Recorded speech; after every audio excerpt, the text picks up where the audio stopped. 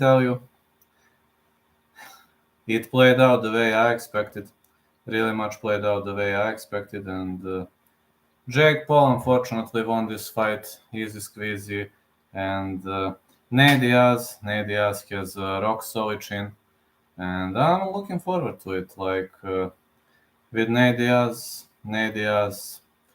man, you are my favorite fighter for a reason. I'm gonna tell you that. You are my favorite fighter for a reason. I love you, man. You really showed that an MMA fighter can have a granite chin, and you showed that you can really take a beating. One of the reasons why I always loved you is the fact that you were teeing majority opponents up, and as expected, Nate is how to say, he's a bit different. Nate is a bit different. I mean, he is a UFC fighter, MMA fighter, and he can't forget about that. Nate. Nate's UFC style pretty much affected him well, but also it made him a hard time. It gave him a hard time. Like Jake Paul was throwing everything at Nate Diaz, but still had to settle unanimous decision victory. And the 26-year-old Ohio native, after his first split decision loss to Tommy Fury in February, came out guns blazing in an attempt to just steer through Diaz in his professional boxing debut. Well, it looked like Paul was going to get the job done, but it didn't work. He cracked Diaz with a nasty left hook in the 5th round, and but that was all he did. Literally, it was a near finish, but Diaz not only got back to his feet, he just kept coming after Paul round after round, while giving the Dallas crowd an excellent show. I mean, he wasn't able to get the job done in the end. The judges scored it 98-91, 98-91, 97-92 for Paul. He moved to 7-1 in his professional boxing career, which was a good score, and Paul said that Nate Diaz is very tough, real tough. That's what he's known for. He confessed that knocking down Nate Diaz was knocked him down, but won basically every round. But Nate Diaz is a warrior. There was no feeling out process for Paul as he went aggressive early, came after Diaz with a swarm of punches, going to the body head in succession. Paul was definitely looking to overwhelm Diaz before he got his legs under him while coming after the UFC vet with a barrage of shots throughout the opening round. And of course, in the opening round, what we've seen a single leg attempt by Nate Diaz. Diaz survived the onslaught, finally started throwing some combos of his own, but Paul was still landing the more powerful punches.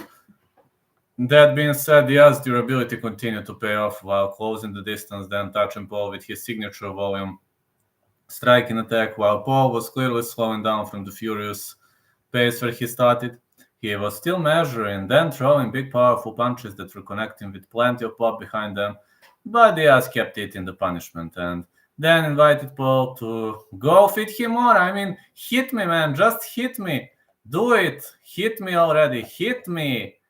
And of course, Paul came to life at the start of the 4th round with a number of stiff shots, including a well-timed jab that was stabbing at Diaz from the outside again and again. Diaz was just smiling back at Paul while bidding his time, which allowed him to storm back in the second half of the round. As he just kept chipping, he just kept chipping away at the social influencer turned boxer, and I have to say that Nate Diaz was doing a great job. Literally, he was doing a great job, man. Game plan for Diaz finally backfired when Paul leapt into a nasty fadeaway left hook that cracked the Stockton native, sent him crashing to the canvas, and the momentum of the knockdown nearly sent Diaz through the ropes. He was able to get back to his feet, to beat the 10 count and continue. That's what I'm saying. Nate Diaz has a granite chin. Really a granite chin. And when people start questioning Nate Diaz's chin, etc., Diaz brothers, their chins are brutal. Their chins are dangerous. They are not going to back down, They're that type of fighters, No backing down, no retreat. Nate Diaz survived one of the most dangerous knockouts. I mean, this kind of punch would have knocked out anybody, literally anybody, but not Nate Diaz. That's what I'm saying. Nate Diaz is a really, really tough motherfucker. Really tough.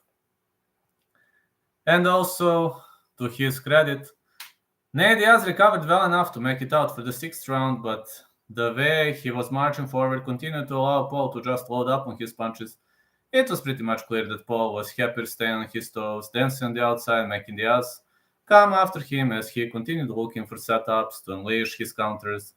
Just when it looked Paul was in complete control, Diaz surprised him again with a relentless attack in the 8th round that included a couple of staggering uppercuts on the inside. Punches snapped Paul's head backwards as Diaz continued coming after him with no signs of slowing down. After the showman, Diaz was taunting Paul, absorbing a punch, and then just coming back with 3 or 4 on his own. And also, he caught him into a guillotine in the final round, which you seen, like, he was having fun, man. But the problem for Diaz was his inability to really hurt Paul. While he consistently got a rise out of the crowd, he just wasn't winning the boxing match because he was unable to capitalize, he was unable to create a damage. And unfortunately, Nate is a great guy, but compared to Jake Paul, he was throwing pillow punches. That was the problem. As for Paul, he was still throwing with a lot of power, especially behind the stinging left hand that had Diaz favoring his right eye as swelling and bruising continued to grow.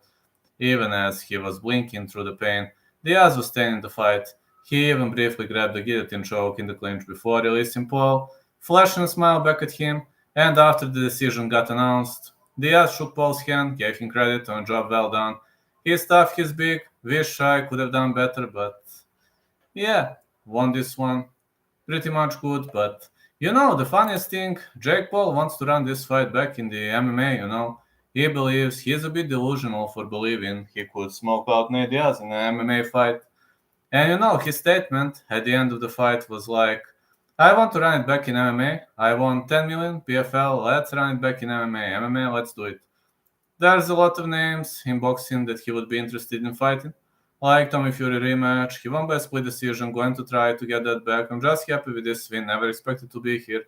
In signature form, Diaz didn't back down from the challenge in MMA, although he already gave Paul a slight taste of what's to come if that fight actually happened. I had a single leg in the first and guillotine in the 9th, so I already won the battle, Diaz joked. Real fight, INC, I'll fight anybody. I don't give a fuck if this fight ever takes place in MMA. I would definitely bet my money on Nate Diaz, but the problem with Nate Diaz was the fact that this was a boxing match, In a boxing fight, it matters, The power of your punches matters. And if you don't land powerful punches, you are probably gonna get smoked. And that is not good, That is pretty much not good. Unfortunately, Nate Diaz didn't do a bad job, but this was a boxing fight, boxing rules.